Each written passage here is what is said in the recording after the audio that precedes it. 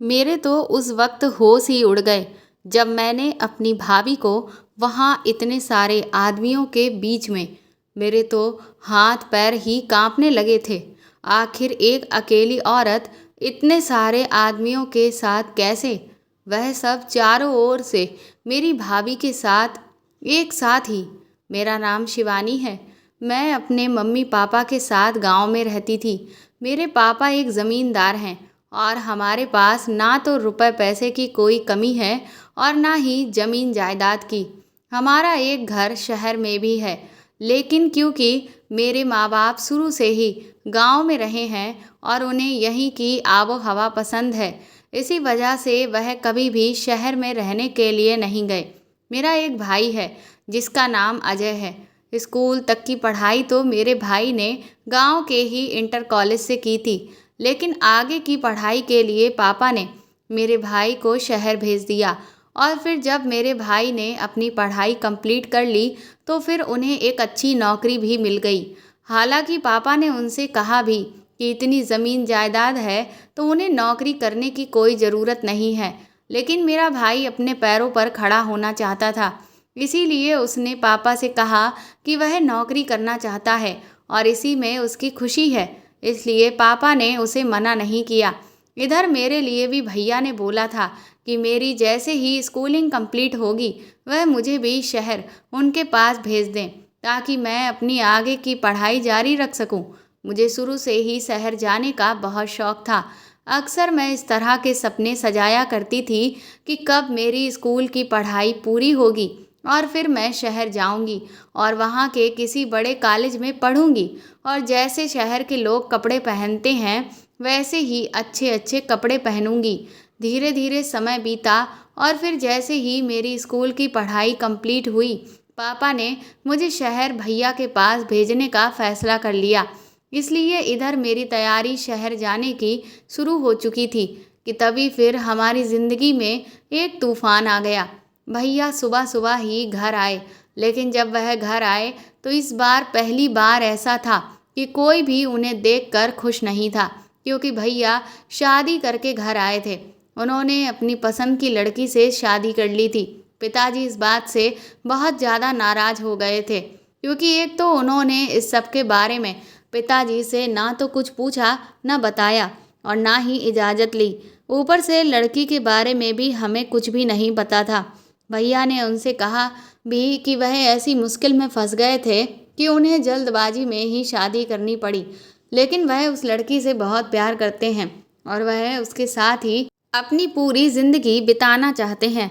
पर इधर पिताजी को भैया का ये फैसला बिल्कुल ही नागवार गुजरा, क्योंकि पिताजी ने तो भैया के लिए पहले ही कहीं और लड़की देख रखी थी और उनकी बात पूरी तरह से खराब हो गई थी, जिस कारण पिताजी ने भैया को तुरंत ही घर से निकल जाने का फैसला सुना दिया। भैया पिताजी के सामने बहुत रोते गिड़गिड़ाते रहे। मेरी भाभी भी पिताजी के सामने बार बार हाथ जोड़ती रहीं कि वह उनके लिए अपने बेटे को इस कदर खुद से दूर ना करें, लेकिन पिताजी ने अपना फैसला सुना दिया कि वह अब भैया से कोई भी रिश्ता नहीं रखेंगी। इसके बाद भैया भाभी को लेकर वापस शहर लौट गए और इधर मुझे भी शहर भेज दिया गया। लेकिन अब मैं हॉस्टल में रहकर अपनी पढ़ाई कर रही थी। मुझे अपने भाई के लिए बहुत बुरा लग रहा था। कई बार मेरा दिल करता कि मैं अपने भाई और भाभी से जाकर मिलाऊं, लेकिन पिताजी के डर की वजह से मैं कभी भी हिम्मत करके एक ही शहर में रहते हुए उनसे मिलने के लिए नहीं गई, क्योंकि मुझे यही लगा कि अगर गलती से भी पिताजी को इस बारे में पता चल गया कि उनके खिलाफ जाकर मैं भैया से मिलने गई हूँ तो फिर ना जाने मेरा क्या होगा। मुझे पिताजी के गुस्से से बहुत डर लगता था, इसीलिए मैं कभी भी भैया से मिलने तक नहीं गई। फिर जब मेरे एग्ज़ाम ख़त्म होने के बाद मैं गांव अपनी छुट्टियां मनाने के लिए आई तो एक दिन अचानक ही भैया गांव वापस लौट आए। पहले तो पापा ने उन्हें बुरी तरह से दुत्कार दिया, लेकिन वह पापा के सामने फूट फूट कर रोने लगे। कहने लगे कि भाभी का एक्सीडेंट हो गया है और वह कोमा में चली गई है और उन्हें ज़िंदा रखने के लिए हर रोज़ अस्पताल में 20,000 रुपये जमा करने पड़ते हैं। उनका ऑपरेशन भी हुआ, जिसमें भैया को जो भी जमा पूंजी थी वह सारी खत्म हो चुकी है। और अब अगर आगे उन्होंने अस्पताल में पैसे जमा नहीं किए तो फिर भाभी की जान भी जा सकती है। उस वक्त माँ ने पापा को समझाया कि आखिर ये सारी जायदाद है किसके लिए, एक ना एक दिन ये मिलनी तो भैया को ही है। और फिर जब आप देख रहे हैं कि हमारा बेटा उस लड़की से इतना प्यार करता है, तो फिर अपनी अकड़ में आकर ऐसा कोई काम मत करिए जिससे हमारा बेटा हमसे ही नफरत करने लगे। मान लीजिए अगर उस लड़की को कुछ हो गया तो फिर क्या होगा, कहीं हमारा बेटा पागल ना हो जाए। इस सब से शायद पिताजी को थोड़ा सा भैया पर रहम आ गया और उन्होंने भैया से कह दिया कि वह शहर लौट जाए और वह हर महीने भैया के अकाउंट में 3-4 लाख रुपए यहाँ से भिजवा दिया करेंगे। लेकिन उन्हें यहाँ वापस आने की कोई ज़रूरत नहीं है। मैं अच्छे से जानती थी कि पापा भले ही ऊपर से नाराज़गी दिखा रहे हों, लेकिन अंदर से उनका दिल भी भैया के लिए रो रहा होता था। मैंने कई बार उन्हें रात को भैया की तस्वीर को सीने से लगाकर रोते हुए देखा था, लेकिन वह अपने आप को ऐसे सामने से दिखाते थे कि जैसे उन्हें कोई फर्क नहीं पड़ता। इस वक्त मेरा भाई एक बहुत ही मुश्किल दौर से गुजर रहा था। मैंने भैया से पूछा कि तो फिर भाभी अगर अस्पताल में हैं तो आपको ही अकेले उनकी देखभाल करनी पड़ रही होगी, क्या उनके घर से कोई नहीं आया? भैया ने कहा कि तुम्हारी भाभी अनाथ है, उसके आगे पीछे कोई नहीं है, इसीलिए उसका पूरा ध्यान मुझे ही रखना पड़ता है। लेकिन उसका ध्यान रखने के साथ अपनी नौकरी करना मेरे लिए बहुत मुश्किल होता जा रहा है। भैया की ये परेशानी सुनकर मैं खुद बहुत परेशान हो गई। फिर मैंने पिताजी से कहा कि मैं भैया के साथ जाना चाहती हूँ ताकि मैं अस्पताल में भाभी का ख्याल रख सकूँ और मेरा भाई आराम से अपनी नौकरी कर सके और उसे कम से कम थोड़ा सहारा हो सके। पहले तो पापा ने मुझे साफ मना कर दिया, लेकिन जब मैंने उनके सामने बहुत हाथ पैर जोड़े और उनसे कहा कि वह इस कदर भी जालिम ना बने, कम से कम अपने बेटे पर कुछ तो रहम करें, समझने की कोशिश करें कि इस वक्त मेरा भाई किस मुश्किल दौर से गुजर रहा है। मैं अगर अपने भाई के साथ जाऊंगी तो उसे इमोशनली भी बहुत सपोर्ट मिलेगा। मेरी इस बात पर पिताजी मान गए और फिर मैं अपना सामान पैक करके भाई के साथ चली गई। अब भाभी के साथ अस्पताल में मैं ही रहती थी और भैया हॉस्पिटल आते जाते रहते थे। उन्होंने अपने घर में काम वाली बाई भी लगवा ली थी ताकि हमारा खाना पीना भी आराम से तैयार होता रहे। भैया अक्सर मुझसे कहते कि वह रात में अस्पताल में रुक जाया करेंगे, लेकिन मुझे यही लगता कि दिन भर मेरा भाई ऑफिस में अपना सर खपाता है और फिर रात में अगर अस्पताल में रुकेगा तो उसकी तो नींद ही पूरी नहीं हो पाएगी, तो फिर वह सुबह उठकर ऑफिस जाकर काम कैसे करेगा। इसीलिए मैंने भाई को मना कर दिया कि मैं रात में भी अस्पताल में रुक जाया करूँगी, वो मेरी बिल्कुल भी फिक्र ना करे। इधर मैंने अपने कॉलेज में अपनी परेशानी को बताकर एप्लीकेशन देकर छुट्टी ले ली थी। मेरी समस्या को देखते हुए प्रिंसिपल सर ने मुझे इजाज़त दे दी और कहा कि लेकिन जब एग्ज़ाम्स होंगे तब मुझे जाकर एग्ज़ाम देने होंगे, क्योंकि भाभी की हालत कब ठीक होगी, भाभी कब कोमा से बाहर आएंगी, इसका तो हम में से कोई भी अंदाज़ा नहीं लगा सकता था। लेकिन बस उन्हें ज़िंदा रखने के लिए उनकी देखभाल करना और उन्हें अस्पताल में रखना बहुत ज़रूरी था। खैर, मैं जिस अस्पताल में रुकी हुई थी वहाँ के नियम बहुत सख्त थे। मुझे भाभी से सिर्फ 10 मिनट के लिए ही मिलने दिया जाता था, बाकी टाइम मैं बाहर ही बैठी रहती थी। लेकिन कुछ दिनों से मैंने एक अजीब चीज़ नोटिस की थी। मैं जब भी भाभी से सुबह मिलने जाती तो उनके मरीज वाले कपड़े उन्होंने पहने नहीं हुए होते, बल्कि कुछ अजीब ढंग के ही कपड़े उनके शरीर पर पड़े होते। मैंने जब इस बारे में नर्स से पूछा तो वो कहने लगी कि आप लोग इस तरह की साइकोलॉजी को नहीं समझते हैं। मरीज भले ही कोमा में है, लेकिन वह आपको देख सकता है, सुन सकता है और सब कुछ महसूस कर पा रहा है, और वह भी एक जैसी चीज़ों से बोर हो जाता है। अगर हम उसे कुछ नया प्रोवाइड कराएंगे, वह रोज़ नए कपड़े पहनेंगी, कुछ नयापन देखेंगी, तो उसके अंदर जिंदा रहने की लालसा और भी ज़्यादा बढ़ेगी और इससे उनके ठीक होने के चांस और ज़्यादा बढ़ जाएंगे। मुझे नर्स की बात बिल्कुल ठीक लगी, इसीलिए मैंने उनसे कहा कि ठीक है, आपको जैसा भी जो सही लगे आप वैसा करें। फिर 2-3 दिन के बाद मैंने नोटिस किया कि मैं जब भी भाभी से मिलने जाती तो उनके चेहरे पर मुझे कुछ अजीब से मेकअप के निशान भी दिखते। मैंने नर्स से कहा कि लेकिन ये मेकअप, तो उन्होंने मुझसे फिर वही बात दोहरा दी। पर अब मुझे ये सब बहुत अजीब लग रहा था, क्योंकि ऐसे हर मरीज के लिए इतना सब कुछ कौन करता है कि उसके रोज़ तरह तरह के कपड़े बदल कर पहनाना, और उसके अलावा उसका रोज़ाना ही इतना मेकअप करना। ये सब मेरी समझ से बाहर था। मुझे कुछ भी समझ में नहीं आ रहा था। मेरे दिमाग में एक अजीब सा शक बैठने लगा। मुझे लगा कि कहीं कोई गड़बड़ तो नहीं, क्योंकि मेरी भाभी तो कोमा में हैं, और अगर उनके साथ कुछ भी ऐसा वैसा हो रहा होगा तो वह तो कुछ भी नहीं कर पाएंगी और ना ही किसी को इस बारे में कुछ बता पाएंगी। ऊपर से भाई भी अपने काम में बिजी है। पहले मैंने सोचा कि मैं इस बारे में भाई को जानकारी दूं, लेकिन फिर मैंने सोचा कि अगर मैं उन्हें बताऊंगी तो वह कहीं और भी ज़्यादा परेशान ना हो जाएं। भाभी को लेकर वह पहले ही बहुत स्ट्रेस में रहते हैं। एक रात अस्पताल में एक इमरजेंसी आ गई, जिस वजह से ज़्यादातर स्टाफ उस इमरजेंसी में बिजी हो गया। मैंने मौका पाकर सोचा कि मैं चुपचाप भाभी के रूम में चली जाती हूँ और देखती हूँ कि आखिर वहाँ पर क्या होता है।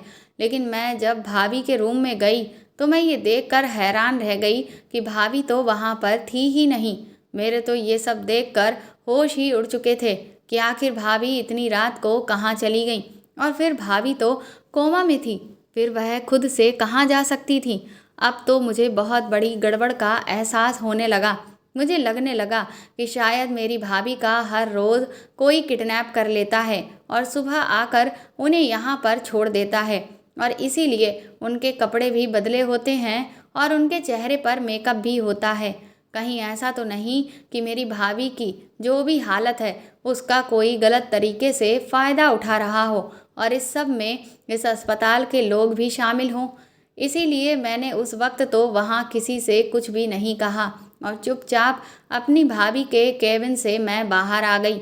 और जब मैं सुबह दोबारा भाभी के केबिन में उनसे मिलने के लिए गई तो ये देखकर दंग रह गई कि मेरी भाभी अपने बेड पर आराम से लेटी हुई थी। अब मैं समझ चुकी थी कि यहाँ पर कोई बहुत बड़ी गड़बड़ है। कोई है जो मेरी भाभी की ऐसी हालत का फ़ायदा उठा रहा है। लेकिन मैं तो हर वक्त भाभी के केबिन के बाहर ही बैठी रहती हूँ, और मैंने तो कभी किसी को भाभी को उनके केबिन से बाहर ले जाते हुए नहीं देखा। मैंने जब उनके कमरे में यहाँ वहाँ देखा तो उनके कमरे में एक बहुत बड़ी खिड़की लगी हुई थी, जिसे देखकर मैं साफ तौर पर समझ गई कि वह जो भी इंसान है वह मेरी भाभी को इसी खिड़की से लेकर जाता है। अगले ही दिन मैंने उसी अस्पताल में एक मरीज के साथ जो औरत आई हुई थी उसे कुछ पैसे पकड़ा दिए और उससे कहा कि उसे आज मेरी जगह पर यहाँ बैठना है और निगरानी रखनी है। पैसे मिलने पर वह मेरी बात मान गई और मैं तुरंत ही भाभी के कैबिन की खिड़की जिस जगह पर खुलती थी वहीं पर नीचे जाकर खड़ी हो गई। रात काफ़ी होती जा रही थी, लेकिन मुझे अभी तक कोई भी ऐसी चीज़ दिखाई नहीं दी थी जिससे मैं इस राज के बारे में पता कर सकूं कि तभी अचानक ही कुछ ऐसा हुआ कि मेरे होश उड़ गए। कोई भाभी की खिड़की से नीचे कूदा। उसने कंबल ओढ़ रखा था। मैं भी उस इंसान का पीछा करने लगी। वह जो भी कोई था एक टैक्सी में बैठकर चला गया। मैंने भी दूसरी टैक्सी कर ली और फिर मैं जिस जगह पर पहुंची वहां का नज़ारा देखकर मैं दंग रह गई थी, क्योंकि वह एक रेड लाइट एरिया था जहां पर कोठे वाली औरतें अपना धंधा करती थीं। ये सब देखकर तो मैं बुरी तरह से घबरा गई। इसका मतलब ये बात सच थी कि कोई था जो मेरी भाभी के साथ गलत कर रहा था।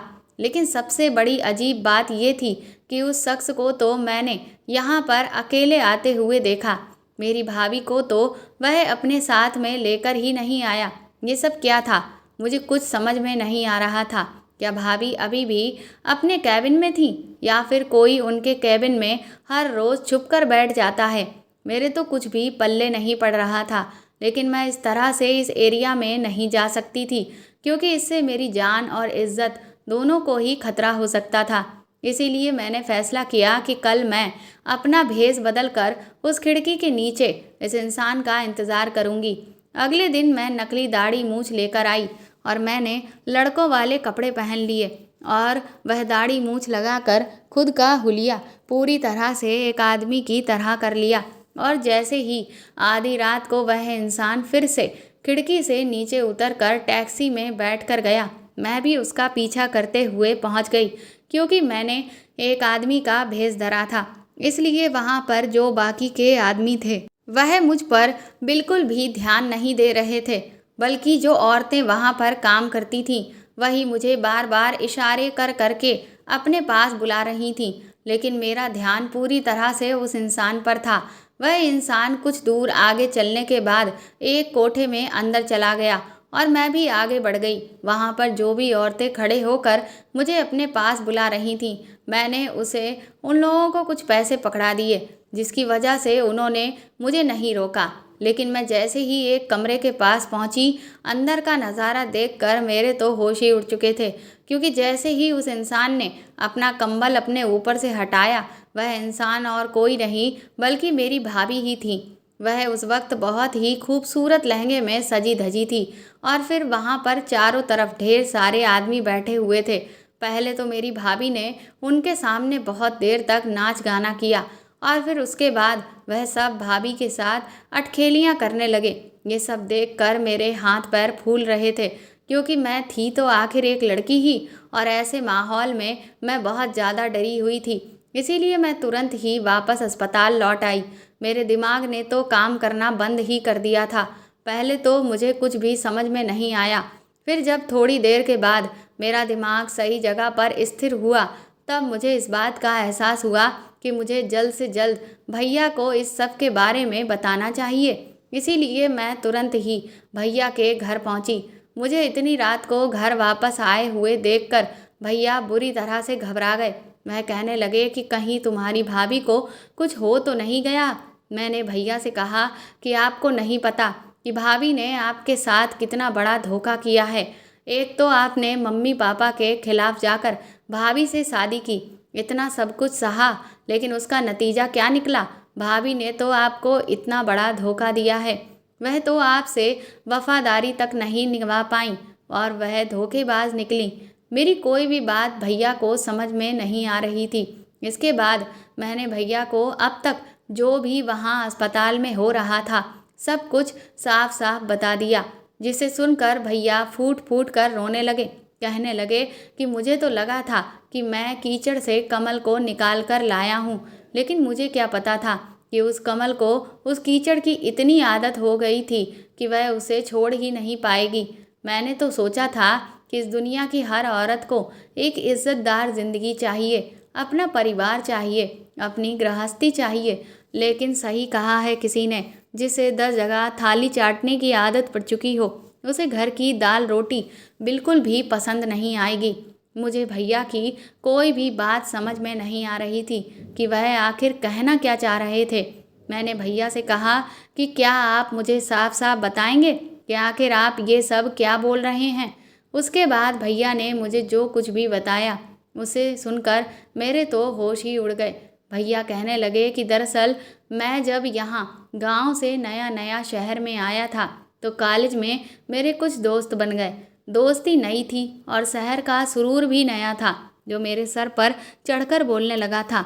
रुपए पैसे की तो वैसे भी कोई कमी नहीं थी, क्योंकि पापा हर महीने ढेर सारे पैसे मेरे अकाउंट में डाल दिया करते थे। और बस इसी सब के चक्कर में मैं थोड़ा सा गलत रास्ते पर भटक गया। मेरे दोस्त मुझे कोठे पर लेकर जाने लगे। मैंने पहले तो उन्हें मना किया, लेकिन फिर मुझे खुद भी वहाँ पर जाना पसंद आने लगा। वहीं पर मुझे तुम्हारी भाभी यानी कि माला मिली। मुझे वह पहली ही नज़र में भा गई थी। न जाने ऐसा क्या था उसमें कि जब से उसे देखा था तब से कोई भी मुझे अच्छा नहीं लगता था। मैं उसकी वजह से हर रोज़ कोठे पर जाने लगा, लेकिन मुझे ये बिल्कुल भी पसंद नहीं आता था कि वह मेरे अलावा किसी और के सामने नाच गाना करे या कोई और मेरे अलावा उसकी तरफ देखे भी। इसलिए मैंने उस कोठे की जो मालकिन थी उसे बहुत सारे पैसे दिए और उससे साफ साफ कह दिया कि माला मेरे सिवाय अब किसी के सामने कभी भी नहीं नाचेगी। इसके बाद मेरी और माला की धीरे धीरे नज़दीकियाँ और भी ज़्यादा बढ़ने लगीं और फिर मैंने एक दिन ये फैसला कर लिया कि मैं माला को इस दलदल से निकाल कर एक अच्छी ज़िंदगी दूंगा और उससे शादी करूंगा। जब मैंने कोठे की मालकिन से ये बात कही तो उसने इस बात से साफ इनकार कर दिया, पर जब मैंने उसके सामने 10 लाख रुपए जितनी बड़ी रकम की पेशकश की तो उसने खुशी खुशी मेरा ये प्रस्ताव स्वीकार कर लिया। इसके बाद मैं 10 लाख रुपए देकर माला को उस कोठे से जान छुड़ा लाया और उससे शादी कर ली। मैंने अपने घर में तुम लोगों से ये पूरी बात छुपाई क्योंकि मैं पहले से ही जानता था कि मैं पिताजी की बिना इजाज़त के शादी कर रहा हूँ, तो वह वैसे ही बड़ी ही मुश्किल से शायद ही है जो माला को अपनाएं, और अगर उन्हें उसके अतीत के बारे में जरा सी भी भनक लग गई तब तो माला को अपनाना उनके लिए नामुमकिन ही हो जाएगा। एक दिन जब मैं ऑफिस गया हुआ था तभी मुझे ये खबर मिली कि माला का एक्सीडेंट हो गया है और फिर मुझे डॉक्टर ने बताया कि वह कोमा में चली गई। लेकिन मुझे क्या पता था कि वह यह सब कुछ नाटक कर रही है। लेकिन आखिर उसने इतना बड़ा नाटक क्यों किया? सिर्फ इसलिए ताकि वह एक बार फिर से उसी कोठे की रंगीनियत में जा सके जहाँ से मैं उसे इतनी बड़ी रकम देकर बचा कर लाया था। मैंने भैया से कहा कि लेकिन आखिर भाभी को ये सब इतना बड़ा ड्रामा करने के बाद वहाँ कोठे पर वापस जाने की ज़रूरत ही क्या थी? अगर भाभी को वाकई में कोठे पर नाचने गाने का और ये सब करने का इतना ही चस्का था तो फिर वह आपको सामने से तलाक देकर भी तो जा सकती थी। लेकिन हम दोनों ही भाई बहन के समझ में उस वक्त कुछ भी नहीं आ रहा था कि ये सब चल क्या रहा है। इसीलिए मैंने भाई से कहा कि कल हम दोनों ही भेष बदल कर भाभी के उस कोठे पर जाएंगे, पर भैया ने मुझे वहाँ पर जाने से साफ मना कर दिया था। वह कहने लगे कि अगर वहाँ पर कोई भी गड़बड़ हो गई तो हो सकता है कि तुम्हारी जान को खतरा हो जाए।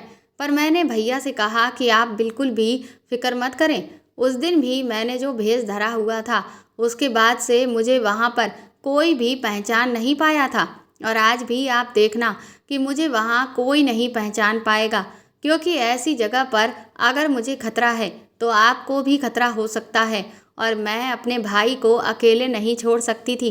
मेरे बहुत ज़्यादा समझाने के बाद भाई मुझे अपने साथ वहाँ ले जाने के लिए तैयार हो गए और रात होते ही जैसे ही भाभी अपने कैबिन से निकलकर उस कोठे में पहुँची, हम दोनों भी वहाँ पहुँच गए। वहाँ पूरी एक महफिल सजी हुई थी और हम भी उस महफिल में शामिल हो गए। हमने भी उसी तरह की हरकतें करना शुरू कर दिया जिस तरह के वहाँ पर लोग बैठे हुए हरकतें कर रहे थे।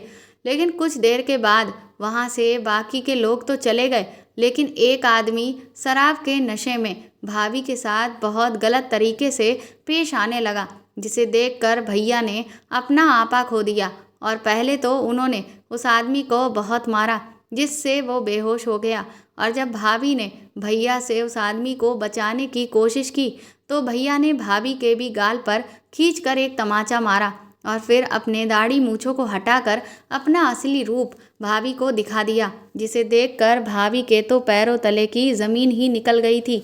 वह वहीं पर फूट फूट कर रोने लगी। भैया ने कहा कि अब अपने ये घड़ियाली आंसू मेरे सामने मत बहाओ। मैंने तुमसे सच्चा प्यार किया था, लेकिन तुम्हें तो जूठन खाने की आदत पड़ चुकी थी। तुम्हारे जैसी औरतें वाकई में किसी के भी घर की इज्जत नहीं बन सकती। तुम तो बाजार में सजाने वाली ही चीज़ हो जिसे बाजार में हर रोज़ बिकने की आदत पड़ चुकी है। ये मेरी ही गलती थी जो मैंने तुम्हें इज्जत की ज़िंदगी दी। तुमने एक बार भी ना तो मेरे प्यार के बारे में सोचा और ना ही मेरे घर वालों की इज्जत और सम्मान के बारे में। मैंने सबसे लड़कर तुम्हें अपनाया था और तुमने क्या किया? तुमने अपनी ख्वाहिशों में अंधा होकर मेरे साथ इतना बड़ा खेल खेल दिया। भैया जैसे ही मेरा हाथ पकड़कर मुझे वहाँ से ले जाने लगे कि तभी भाभी भैया के पैरों में आकर गिर गई और वह फूट फूट कर रोने लगी, कहने लगी कि मुझे माफ़ कर दो, तुम्हें नहीं पता कि मैं ये सब कितनी मजबूरी में कर रही थी। भैया ने कहा कि अब तुम्हारी सच्चाई हमारी आंखों के सामने आ गई है तो तुम ये ड्रामा कर रही हो। अभी हमारी बात चल ही रही थी कि तभी उस कोठे की मालकिन वहाँ पर आ गई। वह कहने लगी कि माला ठीक कह रही है।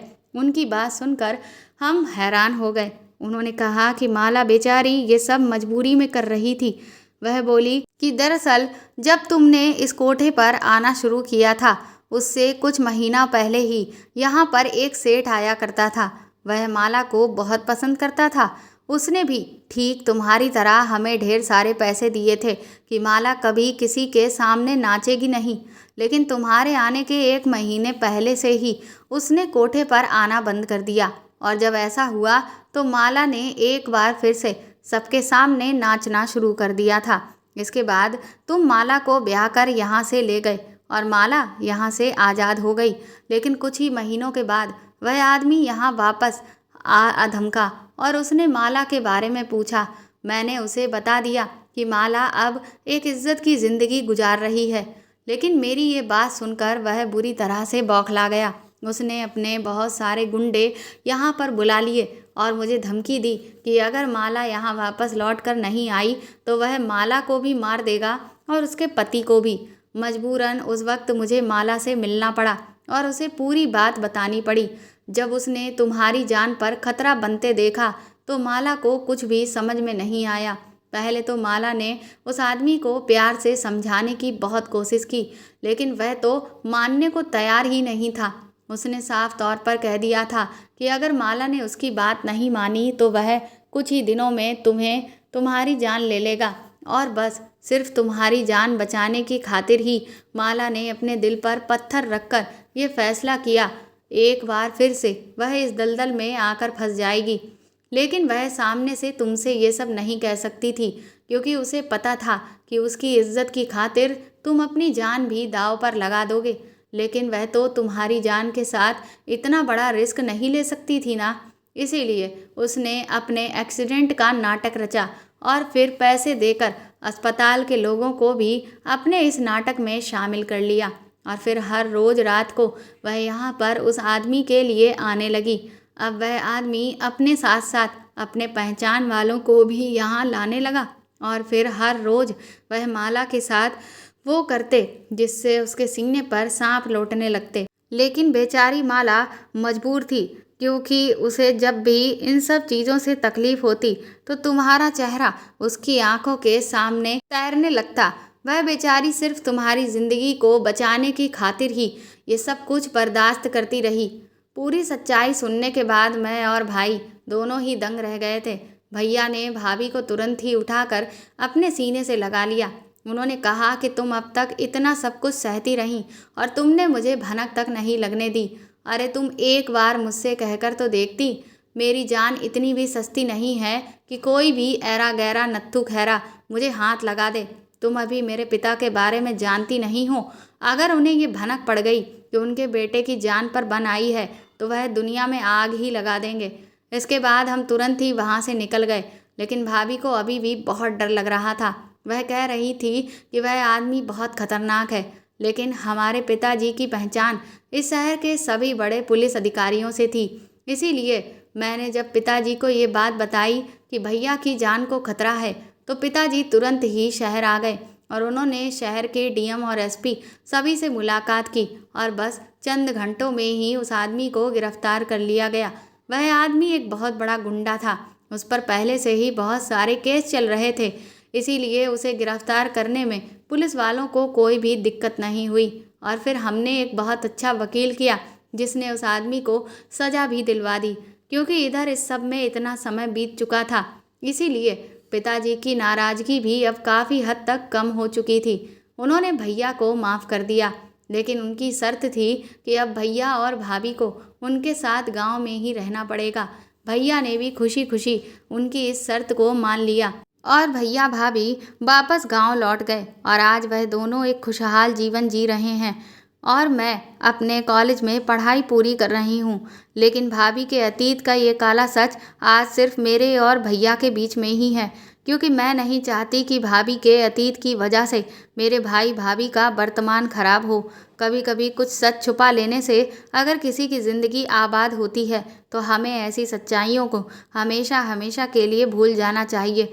और मुझे अपने भाई पर भी फ़ख्र था कि उसने एक ऐसे इंसान को नई ज़िंदगी दी थी जिसे लोग सिर्फ घटिया नज़र से ही देखते हैं। तो दोस्तों, आपको ये कहानी कैसी लगी हमें कमेंट करके ज़रूर बताएं। और प्लीज़ इस कहानी को ज़्यादा से ज़्यादा शेयर और लाइक करके मेरे चैनल को सपोर्ट करें। साथ ही अगर आप चाहें तो मुझे सुपर थैंक्स भी खरीद कर दे सकते हैं। सुपर थैंक्स का ऑप्शन आपको इस वीडियो के नीचे दिए हुए सभी ऑप्शंस में दिख जाएगा, जो कि हार्ट शेप में बने हुए डॉलर के साइन के तौर पर है। और अगर आप मेरे चैनल पर नए हैं तो सब्सक्राइब करके बेल आइकन को ज़रूर दबा दीजिएगा, ताकि आगे भी मैं आपको ऐसी ही अच्छी कहानियाँ सुनाती रहूँ। Thank you.